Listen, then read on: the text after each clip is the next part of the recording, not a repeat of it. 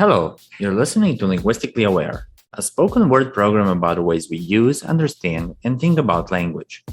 I'm Dusan Nikolic, and today I'm sitting down with Dr. Denis Storoshenko to talk about the ways we use pronouns and forms of gender stereotypes.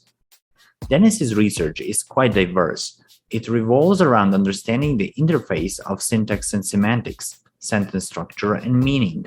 That is, how various groups of speakers form sentences they form, why they tend to say most amazing and unexpected things, whether the form or the meaning drive their choices, and what lies underneath their choices to judge one form acceptable or relatively acceptable and another form unacceptable or relatively unacceptable.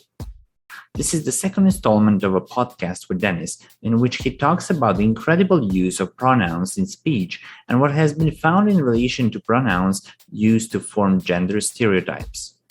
Before you tune into our conversation, it is essential to acknowledge that this is CJSW 90.9 FM broadcasting on the traditional territories of all the people who make their homes in the Treaty 7 of Southern Alberta.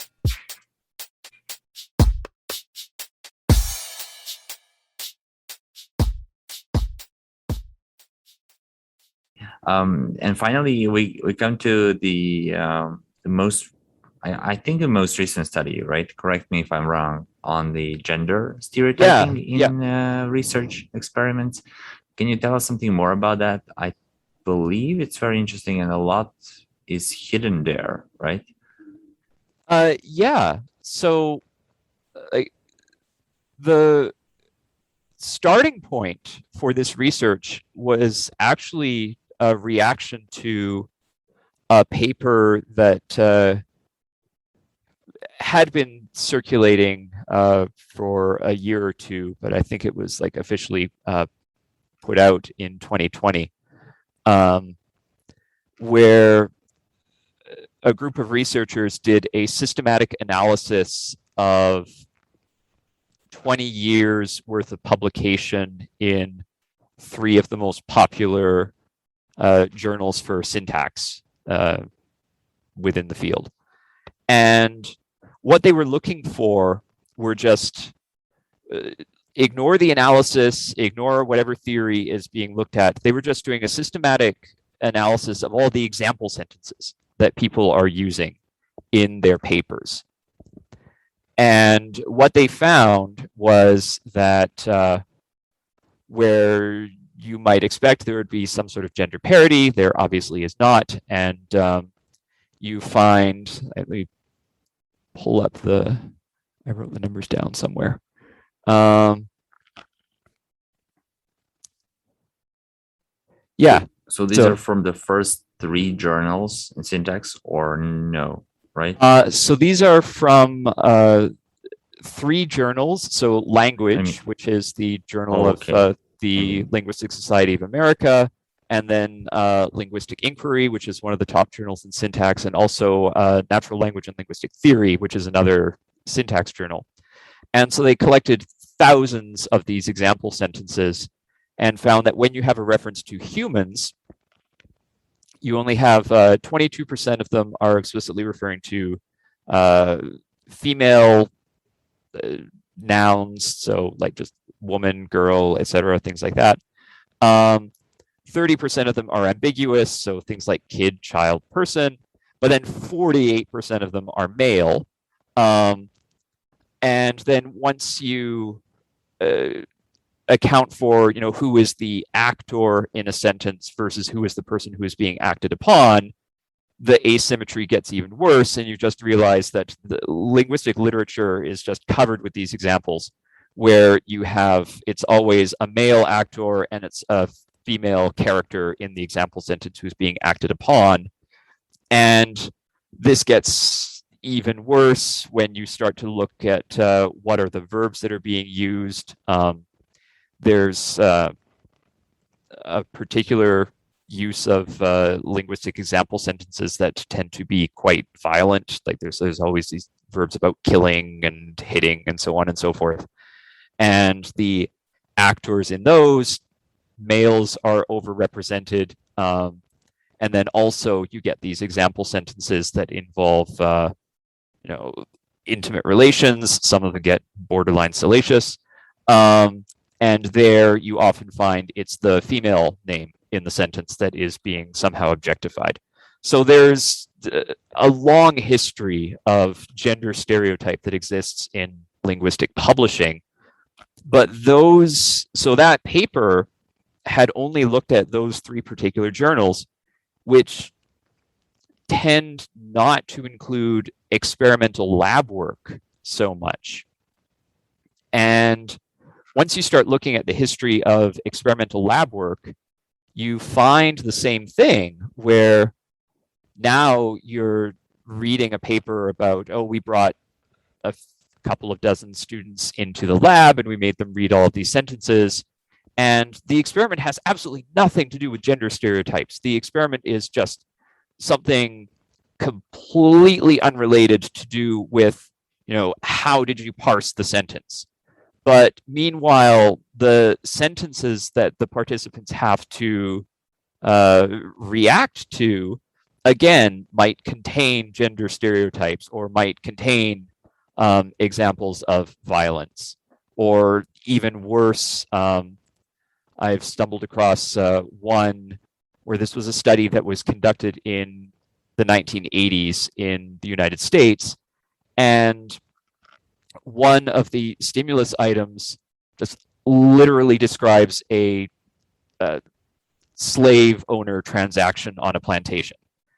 And so now you're introducing this content into the experimental item that might create just this complete other reaction depending on the participant that could A, be skewing your data, and B, raises some ethical questions as to how are your participants feeling in the study. And also you're just perpetuating stereotypes of exclusion that would make, a young student, African-American would see, I'm looking at a field where they think it's okay to just randomly drop mentions of slavery. I don't want to be part of this field. So there are all sorts of things that need to be considered, not just looking at publishing example sentences, but also looking at how it works in the lab. So one of the things that we wanted to do was take a model of one of these studies that is just looking at a grammatical question. So again, this is just going back to the example that I started from, that what did you see the person who was wearing? There are all these unconscious issues on how to form questions in English. And another one would be something along the lines of, what did the person forget when they bought? And you kind of know, okay, well, what I'm trying to get at is the person forgot when they bought that hat. But you can't ask the question that way. There's just this phenomenon that has been observed in English where if the what is meant to be interpreted as a verb that is interpreted as the object of a verb that is after the when or the where, you can't move the what across the when or the where and put it out of the beginning of the sentence to ask a question about it. And again, in linguistics, we have a name for this. It's an island phenomenon, but your average speaker of English has no idea what to name that. They'll just hear the sentence and think, that's not possible for me. And so what we did is we constructed a whole set of badly formed questions where it's just as soon as you hit that, wonder, where, or forget when kind of structure right in the middle, we put the subject of the sentence is a profession noun that is either stereotyped towards being masculine or feminine. So an example of something that is stereotyped as masculine would be a general, and something that is stereotyped towards feminine, the classic example is nurse.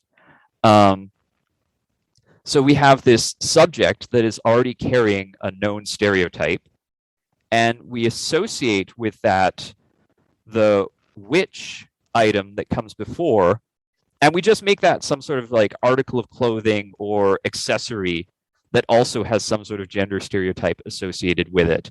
So for the general, an item that matches the stereotype would be something like which necktie, and something that doesn't match the stereotype would be which lipstick. And so we have something, the item that is just part of this question matches or mismatches the stereotype. And then after you hit that wonder where or forget when part of the sentence, you then encounter a pronoun that is either he or she, and we control the various forms, that again either matches or mismatches the stereotype from that profession noun. So you can have one form of this question that completely upholds the stereotype all the way through, something like which necktie did the general forget where he put after the parade? And then you can subvert that right out at the beginning with something like which lipstick did the general forget where he put after the parade? You could subvert it after you hit the point where you should realize the sentence is ungrammatical. So which necktie did the general forget where she put after the parade? Or you can have the form that subverts it both before and after. Which lipstick did the general forget where she put after the parade? So we've got all these 4 different forms of these questions, and we built 8 of them around a stereotypically masculine profession, and we built 8 of them around a stereotypically feminine profession. And I could talk more about how we decided those. And also as control items, we have 8 professions that don't have any gender stereotype associated with them. The example here is cyclist. And what we put in the opening which phrase is just some item that either fits or doesn't fit with the activity.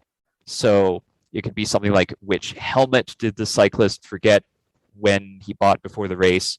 Or the one that doesn't match would be like which flippers did the cyclist forget when he bought before the race? So we kind of use that as a baseline of deciding, well, what is the reaction that people have when they are encountering one of these questions and there's something just semantically odd, like a cyclist with flippers is odd. And what we found as that baseline is that these are all badly formed questions of English. On that 7-point scale, people were rating somewhere between 3 and 4, which is starting to lean towards the unacceptable end. But going from cyclist with helmet to cyclist with flippers knocks the rating down significantly, about another half point on the scale. So you get that effect as your baseline. But what we found is that when we compare that to the ones that had gender stereotype content, and this was the first surprising result, was that no matter whether we were upholding a gender stereotype all the way through or subverting it once or twice, the ratings of those items were not significantly different from each other. They were all equally knocked down by that about half point to align with the cyclist with flippers. So just having a gender stereotype in the sentence, whether you uphold it or not, seemed to significantly knock the rating down. So that was the first thing that really surprised us. Did you notice any difference between male and female, like in he and she? So which, for example, I don't know, which helmet, or did the general forget when she, I don't know. Yeah. Like that. So whether it was subverting the stereotype at the point of the item being associated with the profession, or whether it was subverting the stereotype at the point of the pronoun, matching back to the profession, no difference. It all was just like, if you run the statistical analysis, it is all very boring. There is nothing significant. They're all just equally the same. The only thing that started to approach significance but never got there was that the items that had a masculine stereotype profession were trending a little bit lower in the ratings than the ones with a feminine stereotype, but it wasn't significant, to the point where we even ran another, I think 16 participants through it just to add more participants to see if that trend would really start to pan out. And it just still remained insignificant. So there was nothing there. But there was that trend. So just having the stereotype in the sentence seems to knock the ratings down, not to a point where it's going to like revolutionize theory, but to a point where your reader might have just that slightly more extreme reaction to thinking, oh yeah, that's really unacceptable. Which, as a rhetorical device, that might explain why the literature is littered with these kinds of examples, because it's just triggering a stronger reaction. But we also looked at the reaction times on just how long it took people to press that 1 through 7 scale, how long it took them to actually press the button. And what we found there was, again, completely unexpected. The ones that were actually floating at the middle were the ones where the stereotype is just completely upheld. We had expected that those would be the ones that people go through the fastest, but actually those were the ones that were at the middle. Where you have only one point of subverting the stereotype. So when you've got, which lipstick general, but then he, or you've got which necktie, then general, but then she, those are the ones that significantly slow people down. But what was completely unexpected was that when it's which lipstick, general, she, those ones are the significantly fastest of all for people to press the button. And again, what the average response is not changing. It's always floating around something like 3.2 on that 7-point scale. But they're fastest at hitting that response on the one that doubly subverts the stereotype, which was something that we don't understand yet.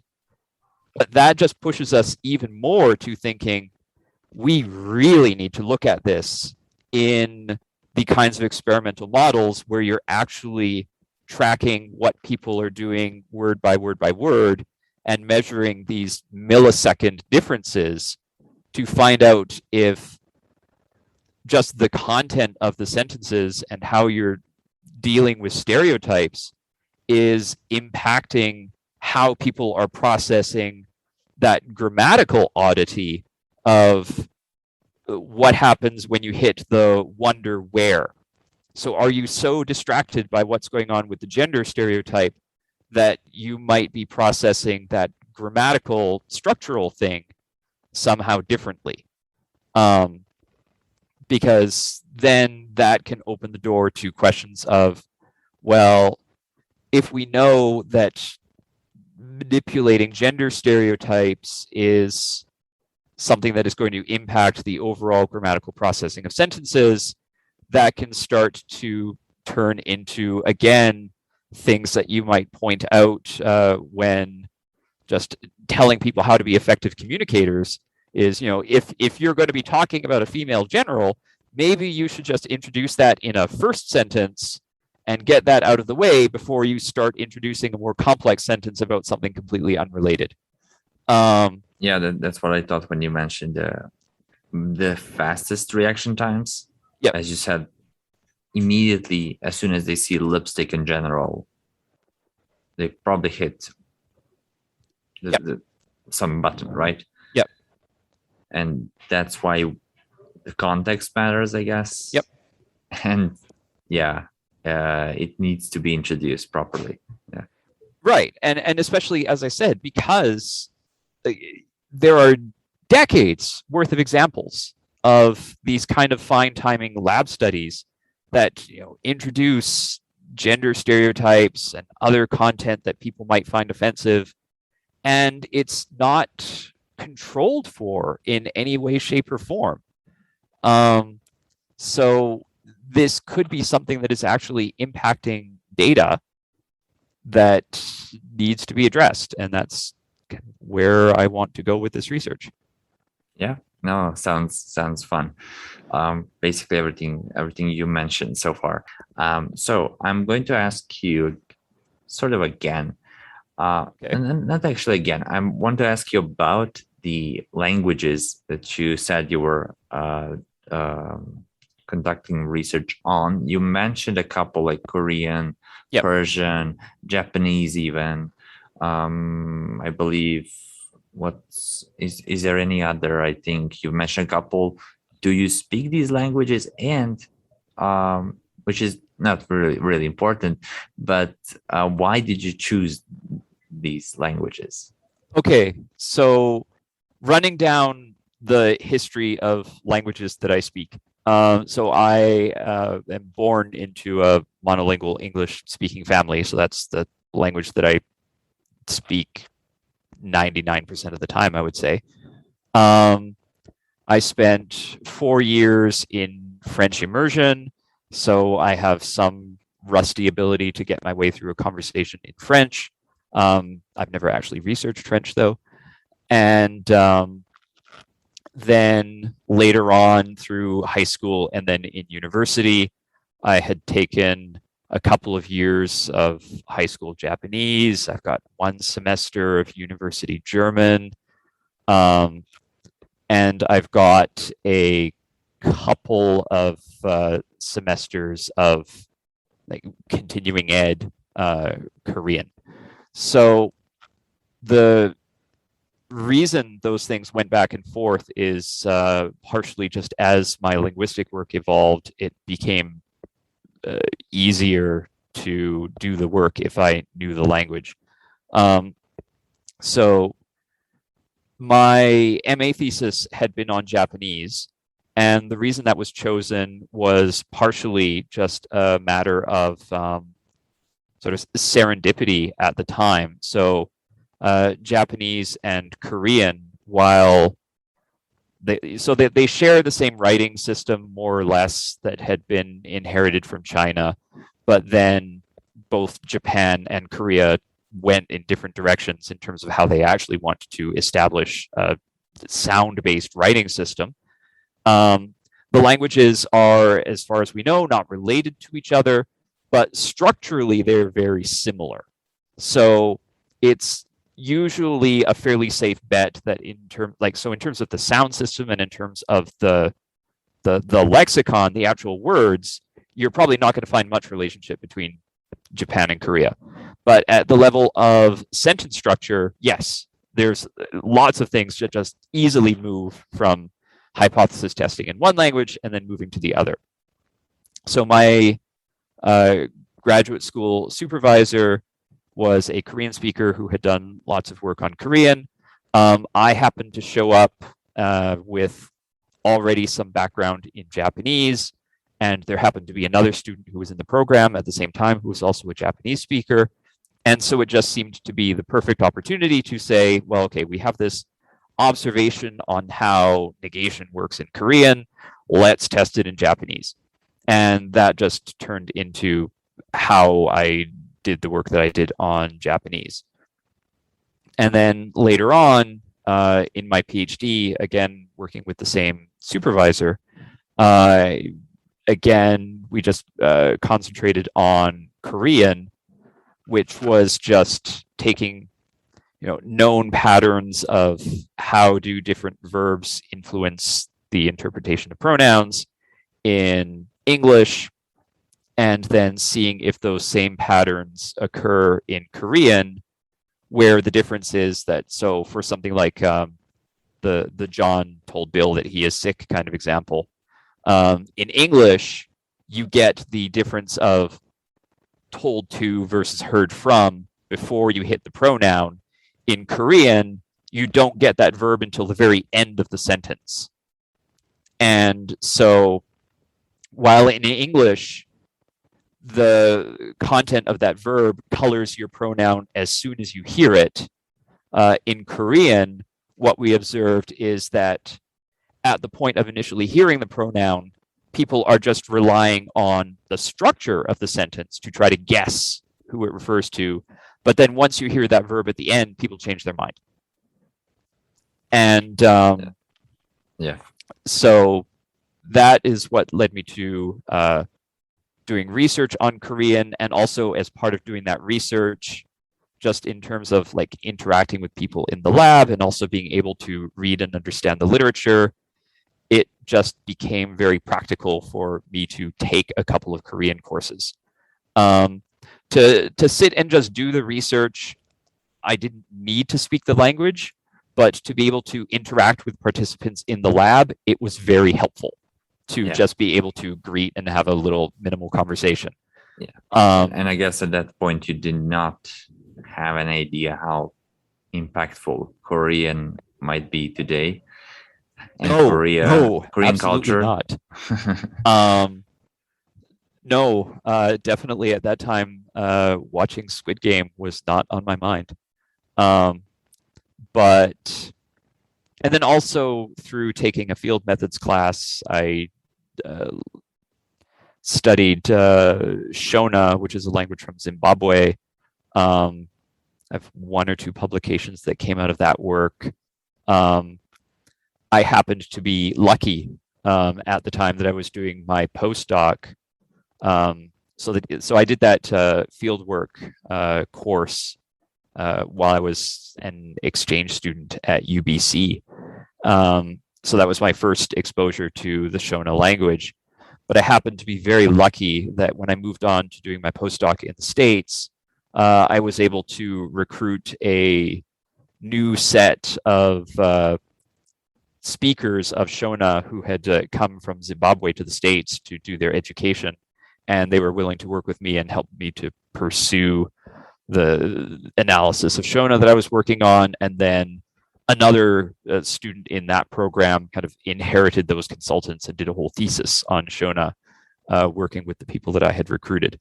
And then after coming to Calgary, the first grad students that I had, one of them had already been working on Blackfoot. So they did a small project on Blackfoot. The other grad student that I had initially was coming from Iran and was working wanted to do a project on Persian, which aligned very nicely with my research background, just because Persian turns out to be structurally very similar to Japanese and Korean. Again, completely unrelated, but the structures of the language and the stuff that you observe going on are quite similar. So it's just, again, this process of like, well, okay, now we've observed certain phenomena that occurred in Japanese and Korean. Let's see if it works in Persian. Persian is a little bit different, and some of the patterns work, some of the patterns don't. And that has just started a process of having several students from Iran at this point who have all brought very interesting research questions on Persian syntax and semantics that, just have been able to have a nice pairing of, their knowledge of the language matching up with my existing knowledge of structurally similar languages that gives us just sort of intuitions of where to poke and prod and look for differences. So that has been where that influence came in. And then again, more recently, I've just had one master's student graduate earlier in 2021 who had been working on Turkish, which again is part of that same sort of typological group of, here are these languages where it's always here's your subject, then here's your object, and then you get the verb at the end. So that just kind of fits in the wheelhouse of types of languages that I'm used to studying. And it's easy for me to come up with, hey, we should look at this. Thank you so much for talking with me. This was lovely. Thank you for inviting me. That was lovely and brilliant Denis Storoshenko, who shared with us his vast linguistic knowledge on pronouns. The topic nowadays is more important than you would think. You can check out some of the amazing work Denis does on our website, calgarylinguistics.ca. For the upcoming monthly episodes of Linguistically Aware on CJSW 90.9 FM, visit the cjsw.com program Linguistically Aware. My name is Dusan Nikolic, and I'm the host of this wonderful podcast. Have a great day and stay with CJSW. You know you're in the right place.